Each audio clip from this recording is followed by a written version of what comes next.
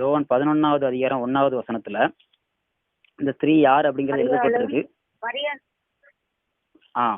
இந்த ஸ்திரீ யாருங்கிறது எழுதப்பட்டிருக்கு. லாசரின் சகோதரியாகிய மரியாளும் மார்த்தாலும் அப்படின்னு சொல்லி நம்மள பாக்குறோம்.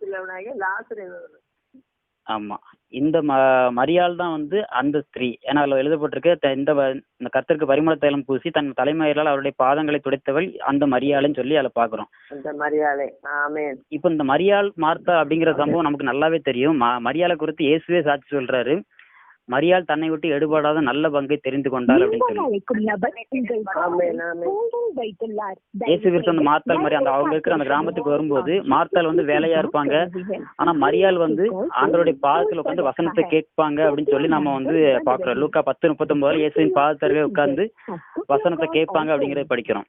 அது மாதிரி லாசர் மரித்து 4 நாள் கழிச்சு இயேசு கிறிஸ்து அவரை உயிர்த்தெழும்படிக்கு அந்த கிராமத்துக்கு வரும்போது அதுல யோவான் 11வது அதிகாரம் 32வது வசனத்தை வாசிங்க யாராவது ஒருத்தர்.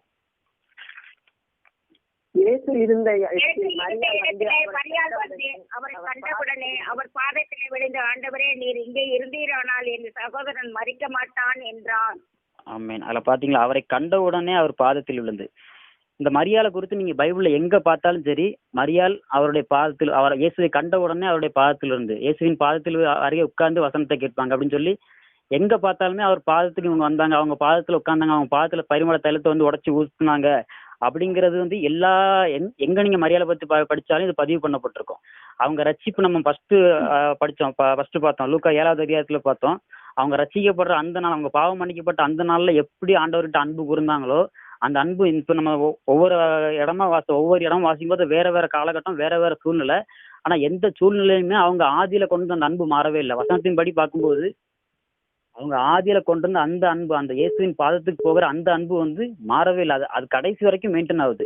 நம்மளும் ஆண்டவரை ஏற்றுக்கொண்டு அந்த புதுசுல வந்து அந்த அதிகாலை ஜெபமா இருக்கட்டும், நம்ம ஆண்டவரை தேடுற அந்த தேடலா இருக்கட்டும், எல்லாமே வந்து ஒரு வேற மாதிரி இருந்திருக்கும். இன்னைக்கும் அதே மாதிரி நம்ம இருக்கிறோமா அப்படிங்கறத அந்த மரியாதையோட ஒப்பிட்டு நம்ம வந்து பார்க்கணும். இன்னைக்கும் அதே நேசத்தோட ஆண்டவரை நம்ம அணுகிறோமா, அதே மாதிரி இன்னைக்கு நம்ம அன்னைக்கு அதிகாலை ஜெபத்தை வந்து அந்த அலாரம் அடிக்கிறதுக்கு முன்னாடி நம்ம எந்திரிச்சிருப்போம்.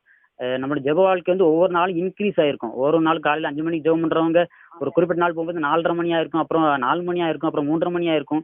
இன்னைக்கு நம்மளோட ஜெப நேரம் எப்படி இருக்குன்னு நம்ம யோசிச்சு பார்க்கணும். இன்னைக்கு நம்ம ஆண்டவருக்காக செய்கிற பிரயாசங்கள் எப்படி இருக்குன்னு யோசிச்சு பார்க்கணும். நம்ம செய்கிற ஆராதனையா இருக்கட்டும், நம்ம செய்கிற ஜெபமா இருக்கட்டும், இதெல்லாம் கடமையின் அடிப்படையில போகுதா இல்ல தேவ அன்பின் அடிப்படையில போகுதா? அந்த மரியாதை மாதிரி நம்மளை குறித்து சாட்சி உண்டாகுமா? ஆண்டவர் சாட்சி கொடுப்பாரா? மரியாள் தன்னை விட்டு எடுபடாத நல்ல பங்கை தெரிந்து கொண்டால் அப்படிங்கிற மாதிரி இந்த சிஸ்டரா, இந்த மகளா, இவங்க வந்து அன்னைக்கு என்கிட்ட அன்பு கூர்ந்த மாதிரி இன்னமும் அன்பா இருக்கிறான்னு சொல்லி ஆண்டவர் பைபிள் எப்படி அவங்களை குறித்து எழுதப்பட்டிருக்கோ நம்மளை குறித்து இயேசு கிறிஸ்து சாட்சி சொல்ல முடியுமா அப்படிங்கறத நாம தான் இன்னைக்கு உங்களை நீங்களே ஆராய்ஞ்சு பார்த்துக்கிடணும். அது மாத்திரம் இல்ல, இன்னும் கூட இதுக்கு அடையாளம் இன்னும் ஒரு வசனம் படிச்சிடலாம். யோவான் 12வது அதிகாரம் 3வது வசனத்தை நான் வாசிக்கிறேன்.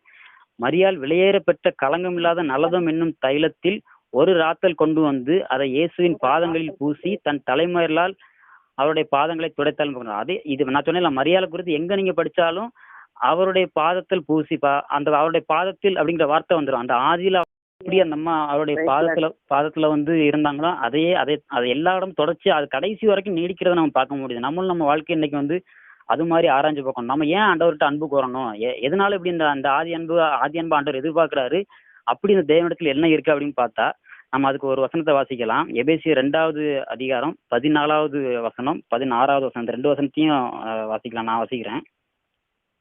எபேசியர் அவரே நம்முடைய சமாதான காரணராகி இரு திருத்தாரையும் ஒன்றாக்கி பகையாக நின்ற பிரிவினையாகிய நடுச்சுவரை தகர்த்து சட்டத்திட்டங்களாகிய நியாய பிரமாணத்தை தம்முடைய வாம்சத்தினாலே ஒழித்து இரு திறத்தாரையும் நமக்குள்ளாக ஒரே புதிய மனுஷனாக சிருஷ்டித்து இப்படி சமாதானம் பண்ணி பகையை சிலுவையினால் கொன்று அதனாலே இரு திறத்தாரையும் ஒரே சரீரமாக தேவனுக்கு ஒப்புரவாக்கினார். ஆமென். எதனால நாம ஆண்டவரிடத்துல இந்த அளவுக்கு அன்பு கூறணும் அப்படின்னா, முதலாவது தேவன் நம்ம இடத்துல அன்பு கூறுறார். அதனாலதான் அவர் வந்து சிலுவையில நமக்காக பலியாகி நமக்காக வந்து உயிர் திறந்தார். இது இந்த வசனத்தை பார்க்கணும். அவரே நம்முடைய சமாதானக்காரராகி இரு திறத்தாரையும் ஒன்றாக்கி. இரு திறத்தார் அப்படின்னா யார் அப்படிங்கறத யோசித்து பார்த்தா இஸ்ரவேல் ஜனங்களும் புறஜாதியாராகி நாமளும் தான் இரு திறத்தார். இந்த இடத்துல போடப்பட்டிருக்கு சமாதான, அவரே நம்முடைய சமாதானக்காரராகி இரு திறத்தாரையும் ஒன்றாக்கின்னு சொல்லி எழுதப்பட்டிருக்கு. நியாயப்பிரமாண காலத்துல இந்த இரு திறத்தாரும் எப்படி இருந்தாங்க அப்படின்னா, இஸ்ரவேலர்களுக்கு முன்பாக அல்லது யூதர்களுக்கு முன்பாக புறஜாதியர் அப்படின்னாலே அவங்க வந்து துரத்தப்பட வேண்டியவங்க. புறஜாதியர் அப்படின்னா அவங்க தீட்டுக்குள்ளானவங்க. எப்படி இஸ்ரேல் ஜனங்கள் வந்து கானானியர்களை துரத்தி அந்த தேசத்தை பிடிச்சுக்கொண்ட கானானிய புறஜாதி அவங்களை துரத்துறாங்க, எபூசியரை துரத்துறாங்க, அம்மோனியர்களை துரத்துறாங்க, பெலிசியர்களை துரத்துறாங்க. இப்படி எல்லா புறஜாதிகளும் இஸ்ரேலுக்கு முன்பாக போனா அவங்க துரத்தப்பட வேண்டியவர்கள். இப்படி துரத்தப்பட வேண்டிய இடத்துல இருந்த நம்மளை வந்து கர்த்தர் வந்து தம்முடைய சிலுவையின் மூலமா வந்து இன்னைக்கு அவங்களுக்கு ஒரே சரீரமா, தேவனுக்குள் ஒரே சரீரமா ஆக்கியிருக்கிறாரு.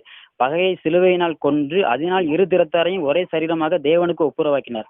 இப்படி இஸ்ரேல் ஜனங்களுக்கும் புறஜாதிகளுக்கும் ஒரு யுத்தமா இருந்த அந்த பழைய நியாயப்பிரமாண காலத்துல நமக்கு தெரியும், எல்லாமே யுத்தமா தான் இருக்கும். ஆனா இயேசு கிறிஸ்து பிறக்கும்போது ஒரு வார்த்தை சொல்றாங்க, பூமியில சமாதானமும் மனுஷர் மேல் பிரியமும் உண்டாவதாக அப்படின்னு சொல்லி. அந்த சமாதானத்தை நம்மளை ரட்சிக்கும்படிக்கு, நம்மளை சேர்த்து கொள்ளும்படிக்கு, நாமளும் அவர்களை போல தெரிந்து கொள்ளப்பட்டவர்கள் ஆகும்படிக்கு வந்து இயேசு கிறிஸ்து இந்த பூமிக்கு இறங்கி வந்தார். நம்ம இவ்வளவு பாக்குறோம். இதுல நம்ம ஃபர்ஸ்ட் ஒரு வசனம் படிச்சோம், மத்தேயு 2வது அதிகாரத்துல. அதை நான் மறுபடியும் படிக்க விரும்புறேன். மத்தேயு 2வது அதிகாரம் முதல் வசனம் நான் படிக்கிறேன். மன்னிக்கணும். மத்தேயு 2:11. அவர்கள் அந்த வீட்டுக்குள் பிரவேசித்து பிள்ளையையும் அதன் தாயாகிய மரியாளையும் கண்டு சாஷ்டாங்கமாய் விழுந்து அதை பணிந்து கொண்டு தங்கள் பொக்கிஷங்களை திறந்து, அது பாக்குறோம் இல்லையா? இதுல சாஸ்திரிகள் யாரு அப்படின்னு பார்த்தா அவங்க யூதர்கள் கிடையாது, அவங்க வந்து புறஜாதிகள். இயேசு கிறிஸ்து பிறந்த உடனே முதல்ல வந்து பாக்குறது யாருன்னு பாத்தீங்கன்னா புறஜாதி தேசத்துல இருந்து வந்த அந்த சாஸ்திரிகள் தான். இதுல போடப்பட்டிருக்கு, அவர்கள் இயேசுவின் தாயாகிய பிள்ளையையும் அதன் தாயாகிய மரியாளையும் கண்டு, இயேசு கிறிஸ்துவை கண்டுன்னு அதுல எழுதப்பட்டிருக்கு. யூதர்களுக்கு கூட தேவனை காண்கிற ஒரு பாக்கியம் கிடைக்கல. தேவனை கண்டா அவங்க வந்து செத்து போகிற அளவுக்கு அப்படிப்பட்ட ஒரு மகிமை அந்த காலத்துல வெளிப்பட்டது. தேவனை அவங்களால பார்க்க முடியாது. ஆனா இங்க புறஜாதி தேசத்துல இருந்து வந்த இவங்க வந்து இயேசு கிறிஸ்துவின் பாதத்துக்கே நேரடியா வராங்க. முன்னாடி யூதர்களா இருந்தாலும் அவங்களால ஆசைப்பு கூடாத ஒரு அளவு தான் உள்ள போக முடியும், அந்த மகா பரிசு தலை வரைக்கும் போக முடியாது. ஆனா இயேசு கிறிஸ்து பிறந்த உடனே புறஜாதிகளுக்கு ஒரு மீட்பு கிடைக்குது, புறஜாதிகள் தெரிந்து கொள்ளப்படுறாங்க. இயேசு கிறிஸ்துவின் பாதம் வரைக்கும் அவங்களால போக முடியுது. இயேசு கிறிஸ்து அவங்க பாக்குற பாக்கியம், அந்த மாம்சத்தில் வெளிப்பட்ட இயேசுவை யாரு பாக்குற? யூதர்கள் கூட வந்து பார்த்தாங்க, எழுதப்படல. புறஜாதியிலிருந்து வந்தவங்க வந்து அந்த இயேசு கிறிஸ்துவ பாக்குறாங்க.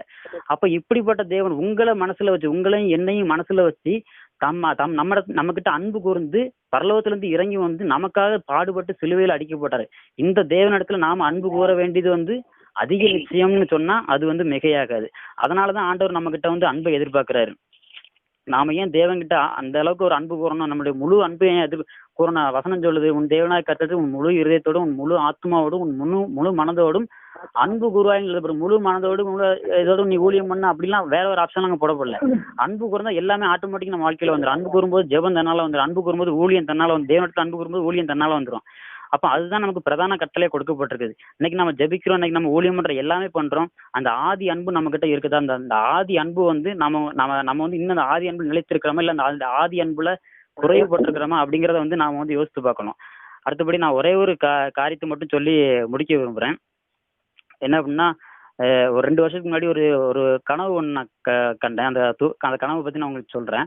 அந்த கனவுல என்ன அப்படின்னா, ஒரு மணவாளன் இருக்கிறாரு, ஒரு மணவாட்டி இருக்கிறாங்க.